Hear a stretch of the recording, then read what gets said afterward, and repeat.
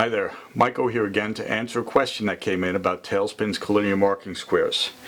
In our last video, we showed you how you could carry a layout line all the way around the workpiece.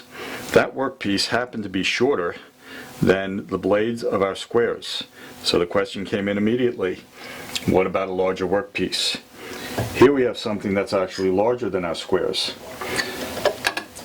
So again, we have a layout mark that we'd like to carry around our part. Put our pencil on the mark, slide our square into contact, and begin marking our lines. We take our second square, just sliding it into physical contact.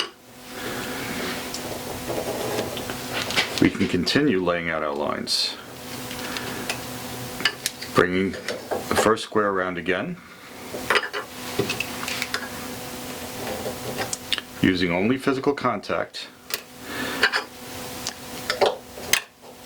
and then our fourth.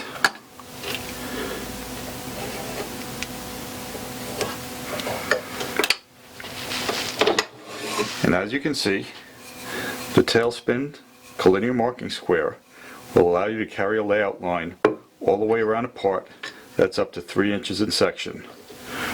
Thanks for watching.